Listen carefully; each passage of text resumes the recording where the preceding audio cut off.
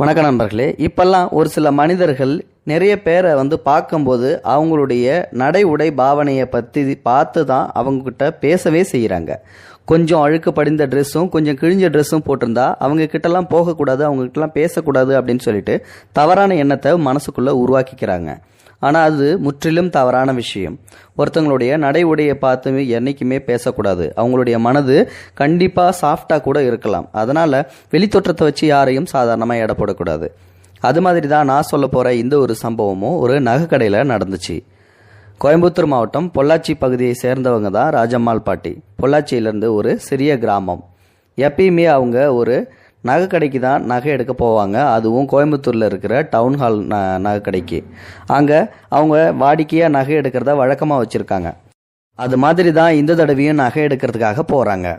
ராஜம்மாளுக்கு தன்னுடைய கணவரும் கூட இருக்கார். அதே மாதிரி மகன்களுக்கு திருமணம் செஞ்சு மகன்களுக்கு குழந்தையும் இருக்குது. அந்த பேரம்பேத்திங்களுக்கு காதணி விழா வைக்கிறாங்க. பேரனங்களுக்கு நகை போடுறதுக்காக தான் வழக்கம் போல் கோயம்புத்தூரில் இருக்கிற டவுன் ஹால் அந்த நகை கடைக்கு நகை எடுக்கிறதுக்காக போகிறாங்க. ஆனால் இந்த தடவை அங்கே போகும்போது ஒரு வித்தியாசத்தை பார்க்குறாங்க. அந்த நகை கடை உள்ளே நுழையும் போது ஸ்டாஃப்ஸ் எல்லாருமே மாறி இருக்காங்க. ஆனால் ஓனர் மட்டும் மாறவே இல்லை. எல்லா ஸ்டாஃப்ஸுமே புது ஊழியர்களாக இருக்கிறாங்க. சரி, உள்ளே போய் நகை எடுக்கலாம் வழக்கம் போல் அப்படின்னு சொல்லிட்டு அந்த ராஜம்மாள் பாட்டி பார்த்தீங்கன்னா உள்ளே போகிறாங்க. அங்கே உள்ளே போன உடனே இவங்கள வாங்கன்னு சொல்லிட்டு யாருமே சொல்லவே இல்லை. ஏன்னா இவங்க எப்பயுமே சாதாரணமான சேரீ தான் கட்டுவாங்க. ரொம்ப ஆடம்பரமும் எதிர்பார்க்க மாட்டாங்க. எப்பயுமே ஒரு நார்மல் சேரீயில் தான் போவாங்க வருவாங்க. அதனால் பார்த்தீங்கன்னா இந்த பாட்டிக்கு யாருமே மரியாதை கொடுக்கல. வாங்கன்னு சொல்லவே இல்லை. இந்த பாட்டி என்னது நம்ம கடவுளை நுழைஞ்சோடனே வாங்கன்னு கூட யாருமே சொல்லவே இல்லை. அவங்கவுங்க வேலையை பார்த்துக்கிட்டு இருக்காங்க. சரி, நகையாவது எடுக்கலாம் அப்படின்னு சொல்லிட்டு பார்த்தா கொஞ்சம் க்ரௌட் அதிகமாக இருக்குது. அதனால் கொஞ்சம் பக்கத்தில் இருக்கிற சேரில் உட்காந்துருக்காங்க. ஏதாவது ஒரு கேபின் காலியாச்சுன்னா அங்கே போயிட்டு எடுக்கலாம் அப்படின்னு சொல்லிட்டு எல்லாருமே பார்த்தீங்கன்னா காஸ்ட்லியான சாரீஸ், செல்ஃபோன்ஸு, ஹேண்ட்பேக்ஸு இந்த மாதிரி கொஞ்சம் ரிச் ஃபேமிலிஸ்லாம் அந்த இடத்துல ஜுவல்ஸ் வாங்கிட்டு இருக்காங்க. அந்த இடத்துல தான் பார்த்தீங்கன்னா நம்ம பாட்டியும் நின்றுட்டு இருக்காங்க. இப்போ பார்த்தீங்கன்னா ஒரு கேங் அந்த நகை எல்லாத்தையும் எடுத்து முடிச்சுட்டு சரி போயிட்டு வரோம் அப்படின்னு சொல்லிட்டு அங்கேருந்து போயிடுறாங்க. சரி, இந்த கவுண்டர்லையாவது நம்ம போயிட்டு நகை எடுக்கலாம் அப்படின்னு சொல்லிட்டு கிட்ட போகும்போது அதுக்குள்ளே இன்னொரு புது கேங் அந்த இடத்துல உக்காந்துக்குது. அதையும் கண்டுக்காம நம்ம ஊழியருங்க யாருமே கேட்கவே இல்லை. பாட்டி முன்னாடி இருந்து வெயிட் பண்ணிட்டு இருக்காங்களே, அவங்களுக்கு யாரையாவது கூப்பிட்டு என்ன வேணும்னு பாட்டின்னு சொல்லிட்டு கேட்கறதுக்கு தோணவே இல்லை. இந்த பாட்டிட்டு நம்ம ஏன் கேட்கணும், இவங்க வந்தவங்க தான் நமக்கு முக்கியம் அப்படின்னு சொல்லிட்டு வாங்க உட்காருங்க, என்ன நகை பார்க்குறீங்க அப்படின்னு சொல்லிட்டு வர்ற கஸ்டமர்ஸ்க்கு எல்லாத்துக்குமே நகையை காட்டுறாங்களே ஒழிய இந்த பாட்டியை யாருமே டச் பண்ணுறதே இல்லை. இந்த பாட்டி செவனி இன்னும் உட்காந்து பார்க்குது. என்னடா பண்ணுறது அப்படின்னு சொல்லிட்டு யோசிச்சுக்கிட்டே இருக்குது.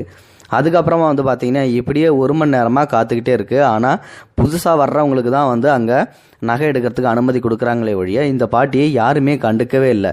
இந்த பாட்டியை நம்மளை இப்போ கூப்பிடுவாங்க அப்போ கூப்பிடுவாங்க அப்படின்னு சொல்லிட்டு பொறுத்து பார்த்துட்டு இந்த பாட்டி ஒரு கட்டத்தில் சரி டென்ஷன் ஆகிட்டு நம்ம ஏன் இந்த கடைக்கு வந்தோன்னே தெரில, நம்ம எப்பயுமே வழக்கமாக வர்ற கடை நமக்கு ராசின்னு சொல்லிட்டு தான் வந்தோம். அதனால் இங்கே இப்போது ஊழியர்கள் எல்லாருமே மாறி இருக்காங்க, நமக்கு சரியான ரெஸ்பான்ஸ் கொடுக்கவே இல்லை அப்படின்னு சொல்லிட்டு நம்ம போகலாம், இன்னொரு நாளைக்கு கடை நகை எடுத்துக்கலாம், இல்லாட்டி வேறு கடைக்கு போகலாம் அப்படின்னு சொல்லிட்டு அங்கேருந்து வெளியேறதுக்கு புறப்படுறாங்க. இதையெல்லாம் கவனிச்சிக்கிட்டு இருந்த அந்த கடை ஓனர் பார்த்தீங்கன்னா அந்த பாட்டி அம்மாவை ஏமா போகிறீங்க உட்காருங்க அப்படிங்கும்போது உடனே மறிக்கிறாரு. என்னாச்சு ஐயா, நீங்களாவது என்னை தெரியுமா, நான் இங்கே வாடிக்கையாக நகை எடுக்கிறவங்க, நீங்கள் ஆனால் எனக்கு கொடுக்க வேண்டிய ரெஸ்பான்ஸ் கொடுக்கவே இல்லை, அதனால தான் நான் இங்கே கிளம்பலான்னு சொல்லிட்டு போகிறேன் அப்படிங்கும்போது நீங்கள் ஒரு நிமிஷம் இங்கே இருமா நான் பார்த்துக்கிறேன் அப்படின்னு சொல்லிட்டு அந்த ராஜம்மாள் பாட்டியை சைடில் உட்கார வச்சுட்டு கஸ்டமர்ஸ் எல்லாரும் கொஞ்சம் ஒரு நிமிஷம் அப்படியே 5 நிமிஷம் வெயிட் பண்ணுங்கள், எங்களுக்கு கொஞ்சம் வேலை இருக்குது அப்படின்னு சொல்லிட்டு மற்ற ஸ்டாஃப்ஸ் எல்லாரும் என்ன முன்னாடி நில்லுங்க அப்படின்னு சொல்லிட்டு எல்லா ஸ்டாஃப்ஸையும் கூப்பிட்றாங்க. இப்போ எல்லா ஊழியர்களுமே பார்த்தீங்கன்னா முன்னாடி நிற்கிறாங்க. இந்த பாட்டியை ஏன் யாருமே நகை வாங்க வந்திருக்கீங்களா, நகை எடுக்கிறீங்களான்னு சொல்லிட்டு கூப்பிட்டு கேட்கவே இல்லை. நீங்கள் பாட்டுக்கும் வர்ற புது கஸ்டமருக்கு நகையை காட்டுறீங்க விற்கிறீங்க. ஆனால் இந்த பாட்டியை ஏன் கண்டுக்காமல் அப்படியே இருந்தீங்க, யாராவது பதில் சொல்லுங்கள் அப்படின்னு சொல்லிட்டு கேட்கும்போது எல்லாருமே தலை குனிஞ்சு நிற்கிறாங்க. அந்த டைம் ஒரு பொண்ணு மட்டும் இந்த பாட்டிலாம் நகை வாங்கியே வந்திருக்காது சார், இந்த பாட்டி சும்மா நம்ம உள்ள கடைக்குள்ளே அதை வாங்குறேன் இதை வாங்குறேன்னு சொல்லிட்டு டைம் பாஸ் பண்ணோம், அவ்வளோதான், இந்த பாட்டி பார்த்தாலே தெரியுது இந்த பாட்டி அப்படிங்கணும் செம்மையாக கோவம் வந்துடுது. உனக்கு தெரியுமாம்மா இந்த பாட்டியை பற்றி, இந்த பாட்டி எங்களோட ரெகுலர் கஸ்டமர், இவங்கெல்லாம் இப்போ இந்த நகையில் நகை எடுக்கிறாங்க இந்த ரிச் கஸ்டமர்ஸ் எல்லாமே, ஆனால் இந்த பாட்டி நம்மளுடைய கடைக்கு ரெகுலர் கஸ்டமர், ஆனால் உன்ன இங்கே தான் வருவாங்க, அவங்க மாதத்தில் 2 தடவை நகை எடுக்கிறவங்க, உங்களுக்கு தெரியுமா, இவங்கெல்லாம் என்றைக்கா ஒரு நாள் தான் வர்றவங்க, ஆனால் இந்த பாட்டி நம்மளோட நம்மளுடைய ரெகுலர் கஸ்டமர். இவங்கள போயிட்டு அப்படி சொல்கிறீங்க, உங்களுக்குலாம் என்னம்மா தெரியும், நீ இப்போ தானே வந்த, அதனால் எதுவும் தெரியாது, செவனேன்னு இருங்க. இதுக்கப்புறம் யாராக இருந்தாலும் சரி தான், வர்ற கஸ்டமர்ஸ் புதுசாக வர்றாங்க பழசாக வர்றாங்க அது ரெண்டாவது பட்சம். ஆனால் அவங்களுடைய வெளி தோற்றத்தை வச்சு யாரையும் எடை போட்டக்கூடாது. சாதாரணமாக இந்த பாட்டியும் வந்து மிகப்பெரிய குடும்பத்திலேருந்து தான் வந்திருக்காங்க. இந்த பாட்டி பொள்ளாச்சி கிராமத்தை சேர்ந்தவங்க. இவங்களுடைய ஃபேமிலி பெரிய ஃபேமிலி. இவங்க விவசாயம் பார்க்குறாங்க. ரொம்பவே வந்து ஜென்யூனான குடும்பம். இதை பற்றி என்ன நினச்சிட்டு இருக்கு இந்த பாட்டியை பற்றி? இனிமேல்ட்டு யாரையும் சரி, அவங்க சாதாரணமான சாரி கட்டுறது அவங்களோட வழக்கம். அதுக்காக அவங்க ஏழைன்னு சொல்லிட்டு நீங்கள் இந்த மாதிரி மரியாதை இல்லாமல் நடத்தக்கூடாது. ஏழையாக இருந்தாலும் சரி, யாராக இருந்தாலும் சரி, வர்றவங்களுக்கு வந்து நம்ம எப்பயுமே வாங்கன்னு சொல்லிட்டு மரியாதை கொடுக்கணும், ரெஸ்பெக்ட் கொடுக்கணும்.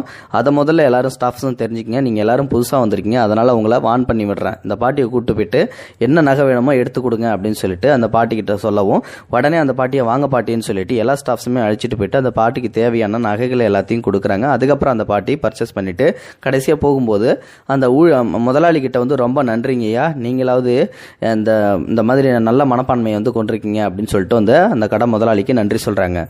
அதுக்கப்புறமா இந்த சம்பவத்தை வந்து பார்த்தீங்கன்னா தன்னுடைய பேரன் பேத்தி மகள் பையன் எல்லாத்திட்டையும் சொல்லவும், அவங்க எல்லாருமே என்ன பண்ணுறாங்க அப்படின்னா தங்களுடைய ஃபேஸ்புக் பக்கத்தில் இந்த மாதிரி எங்கள் அம்மாவுக்கு இந்த மாதிரி ஒரு சம்பவம் நடந்துச்சு அப்படின்னு சொல்லிட்டு பதிவிடுறாங்க.